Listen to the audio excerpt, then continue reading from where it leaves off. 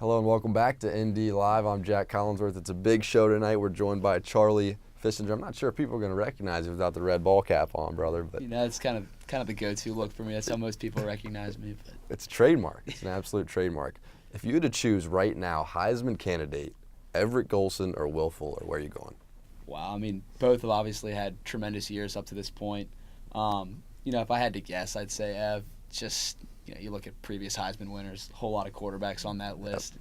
Yep. That's kind of the way the award is leaned towards, I guess you could say. So I'd pick Ev, but that's not to knock on anything Will's done, obviously. And obviously the team's been off to a tremendous start and hoping to keep it going. All right, well, let's look at Ev's campaign. Let's go to the highlights.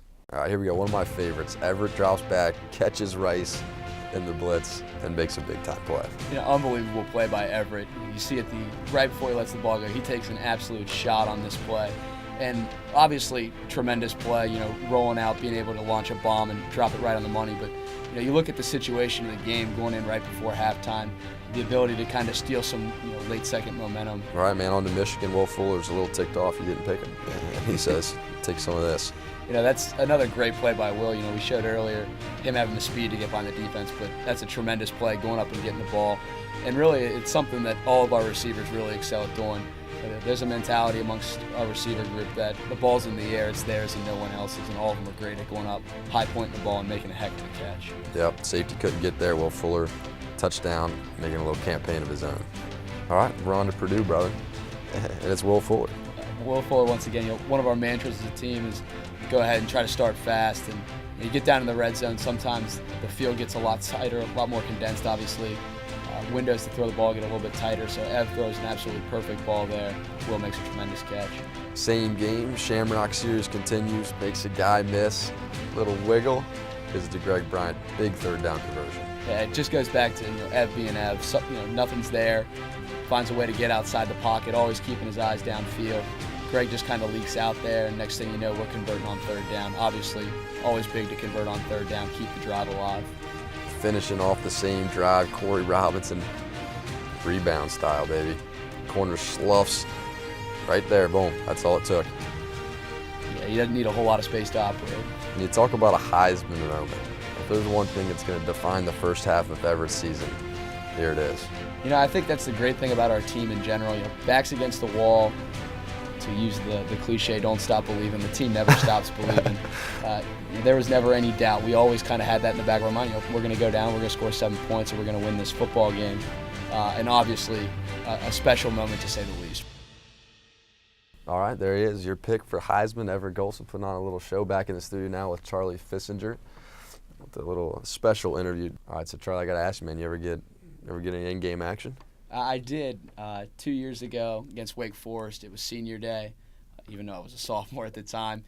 We were putting a whooping on Wake Forest, so to speak, and worked out that we had a turnover on downs on defense, about 40 seconds left on the clock, and Coach Kelly looked at me and said, "Go grab your helmet." And all of a sudden, it's pretty real. You got to run around looking for my helmet and whatnot. But it was an awesome experience, something I'll certainly never forget. So what'd you guys run? Red 7 hot, right? No, we ran the old QB take a kneel.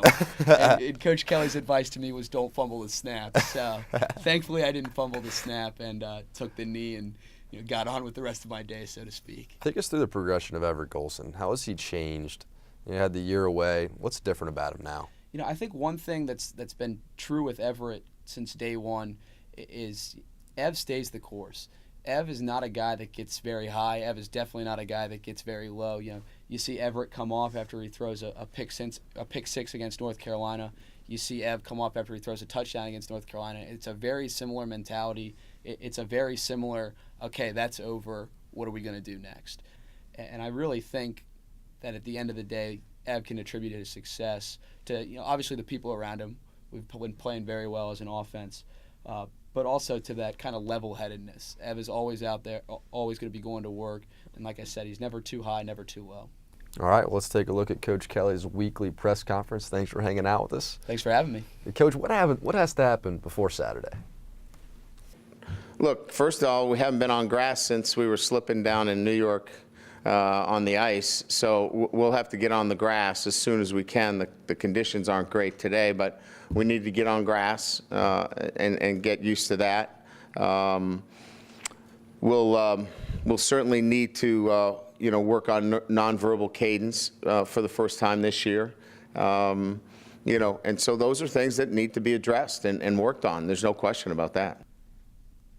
Coach Kelly said it, the nonverbal communication going to come into play. The Tomahawks are going to be coming down. It's a big-time game. It's going to be a sweet atmosphere in Florida State. What scares you most for Notre Dame going into an atmosphere like that? Well, I think it's just that one true road test that the Irish will face for the first time this season. Obviously a hostile environment, but so far Brian Kelly, throughout his tenure with the program, has been up for that hostile environment. 12-2 against the ACC, that's including last week's win against North Carolina. And then you look at Everett Golson just as a starter, 16-1 overall. But the Irish have actually lost a couple of games on the road against the ACC that they were favored in. One against Pittsburgh last season, late in the year, and then also in the 2011 bowl game against this Florida State program. So it'll be interesting to see if the Irish are up for the test. And Florida State, arguably the most athletic team that Notre Dame's played since the 2012 national championship game against Alabama. Tell me about some of their players. Well, I think it all starts with that 2012 recruiting class. They had 5 current contributors who are in the top 10 of their respective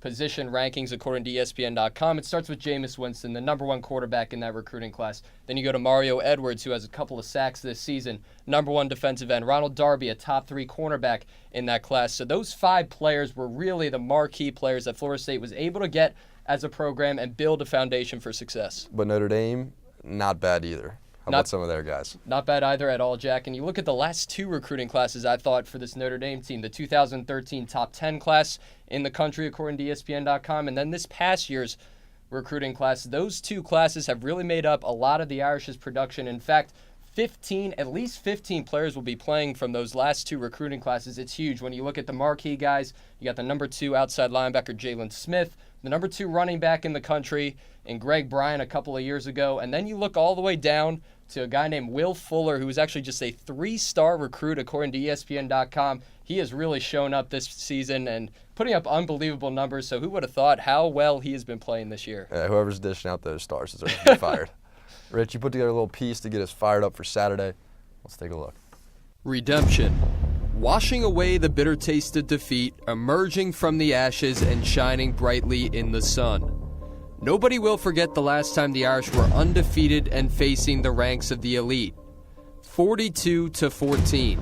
The BCS National Championship in Miami against the Crimson Tide was a nightmare. It has taken time, but the Irish have awoken, renewed and improved, ready to test their luck against the unbeaten. In Tallahassee against Florida State, the Irish will discover their true selves on the road while facing a Heisman quarterback and the defending national champions with over 20 consecutive victories. Thus far in 2014, the Irish have thrived. 6 games played with 6 victories. They're battle-tested and have proven to be resilient in close games. But there are 6 remaining matchups, and Saturday is the game that will truly define this team.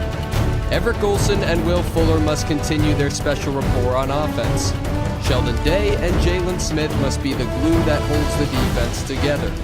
There's a reason this matchup has been deemed the game of the century in the past. It's a heavyweight title fight with 2 teams refusing to fall. Second chances can't be underestimated. They are rare and they are fleeting. Let's see if the Irish can make the most of this one with the eyes of the nation fixated upon them.